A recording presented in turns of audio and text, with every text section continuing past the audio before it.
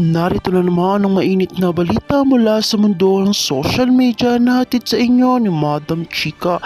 Isang malaking iskandalong sumabog kamakailan sa politika ng bansa nang maglabas ng mga seryosong akusyon si VP Sara laban kay Pangulong Bongbong Marcos, First Lady Liza Marcos at House Speaker Martin Romualdez.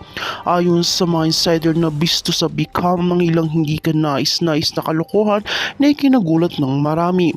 Ang mga akusasyon ni Vice President Sara Duterte ay tungkol sa umunoy hindi tapat na mga transaksyon sa BICA, kung saan dinetalye niyang hindi na ipaliwanag ng maayos ang ilang mga proyekto at pondo. May mga aligasyon na kikinabang lang ang ilang opisyal at hindi talaga para sa interes ng nakakarami.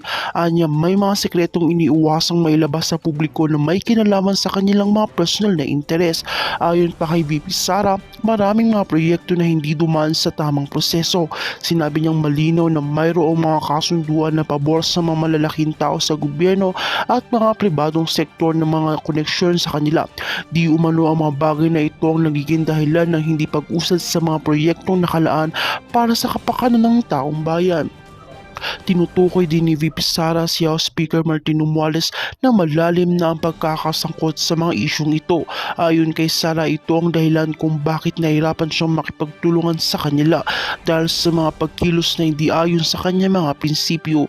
Hindi rin nakaligtas si First Lady Liza Marcos sa mga sinasabing may koneksyon sa ilang negosyo na tumatanggap ng pondo mula sa gobyerno.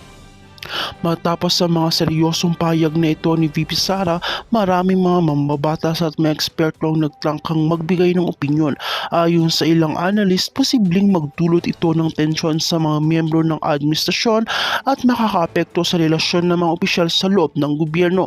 Habang ang ilan naman ay nagsabing ito ay isang malupit na hakbang ni VP Sara upang ilantad ang mga hindi pagkakasunduan sa loob ng kanilang sariling hanay. At sa huling bahagi ng kanyang pahayag, sinabi ni VP Sara Duterte na handa siyang patunayan ang kanyang mga paratang at kung kinakailangan magbibigay siya ng mga dokumento at ebidensya upang suportahan ang kanyang mga akusasyon. Samantala, wala pa ring opisyal na pahayag mula kay Pangulong Marcos, First Lady Liza Marcos at Speaker Romualdez. Marami pa tayong maririnig tungkol dito sa mga susunod na araw. Tiyak na magiging usap-usapan nito sa buong bansa. Abangan natin ang mga susunod na kaganapan. Maraming salamat at patuloy kayong sumaybaybay sa aming mga channel. At kung bago ka pa lamang sa aking channel ay huwag kalimutan mag-like, share at subscribe para update ka sa aming mga bagong balita.